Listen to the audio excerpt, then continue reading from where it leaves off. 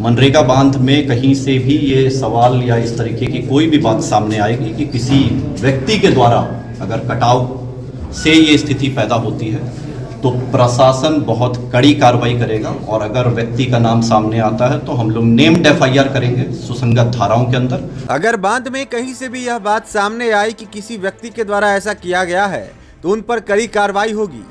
मंगलवार को मधुबनी के जिलाधिकारी आनंद शर्मा बेनीपट्टी अनुमंडल कार्यालय के निकट स्थित आईबी में अनुमंडल के बेनीपट्टी, मधवापुर व बिस्वी प्रखंड के अधिकारियों एवं बाढ़ प्रभावित पंचायतों के मुखियाओं के साथ समीक्षा बैठक करने पहुंचे थे। इस दौरान डीएम ने यह बातें कही।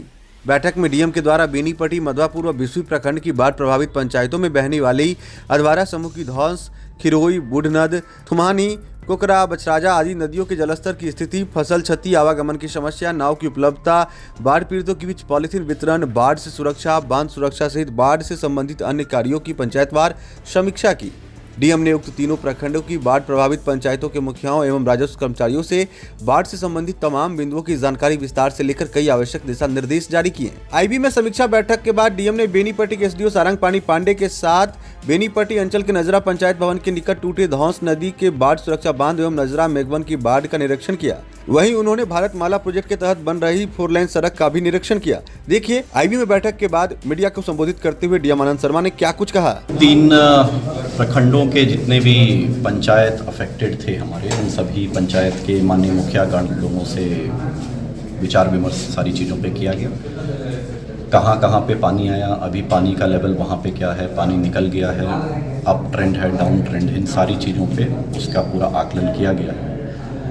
फ्लड की टीम के साथ भी सारी टेक्निकल जो नदी के फ्लो का सारे बिंदु है उसके ऊपर भी आकलन किया गया है। और ये अभी हम लोग प्रशासन ने लगातार इसमें अपनी प्रतिबद्धता रखी है। जहाँ से भी ब्रिज था उसको लगातार रिपेयर किया गया है और मैक्सिमम जगह पानी जो भी है वो डाउन ट्रेंड के ऊपर है, पानी निकासी हो रही है। तो हम लोग का जहाँ तक पानी की बात है तो वो अभी पॉजिटिव डायरेक्शन में है। पानी अगले 24 से 48 घंटे में हम सभी तीनों प्रखंड के पंचायत की जनता को भी ये चीज़ अवगत कराते हैं। जो हम लोगों की टेक्निकल टीम से बात हुई है, फ्लड टीम से, उसमें अगले 24 से 48 घंटे में पानी और तेज़ी से नीचे से गिर जाएगा और गांव से पानी निकल जाएगा सर अभी।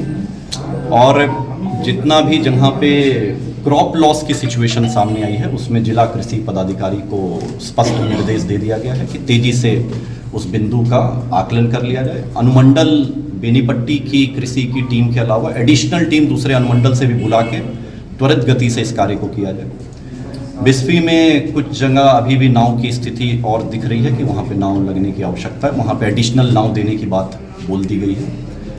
पॉलीथीन सीट जहाँ पे भी और आवश्यकता है उसको और पॉलीथीन सीट देने की बातों को कर लिया गया है। और जितनी भी आपदा से रिलेटेड हम लोगों के जितने भी एसओपी के जितने भी बिंदु हैं उन सभी मानक संचालन प्रक्रिया के तहत प्रशासन पूरी तरीके से मुस्तैद है। अनुमंडल पदाधिकारी, अनुमंडल पुलिस पदाधिकारी और पूरी जो आपदा की हमारी टीम है यहाँ पे पूरी मुस्तैदी से दिन रात परिश्रम करके चुनाव के बीच में आदर्श आचार संहिता लगी है उसके बीच में भी बाकी अपने कार्यों के साथ साथ इस कार्य को प्राथमिकता देते हुए अपना सारा चीज़ों को कर रहे हैं। हम लोग पूरी तरीके से इस पे मुस्तैद हैं और एक एक चीज़ों को अच्छे से इस चीज़ को करेंगे। जितने भी हमारे जनतागण हैं उनसे भी थोड़ा संयम इसमें रखने का हम रिक्वेस्ट करेंगे, दरख्वास्त करेंगे। और अगर मनरेगा बांध में कहीं से भी ये सवाल या इस तरीके की कोई भी बात सामने आएगी कि किसी व्यक्ति के द्वारा अगर कटाव से ये स्थिति पैदा होती है तो प्रशासन बहुत कड़ी कार्रवाई करेगा। और अगर व्यक्ति का नाम सामने आता है तो हम लोग नेम्ड एफआईआर करेंगे सुसंगत धाराओं के अंदर, क्योंकि इस तरीके की चीज़ों को प्रशासन बिल्कुल भी बर्दाश्त नहीं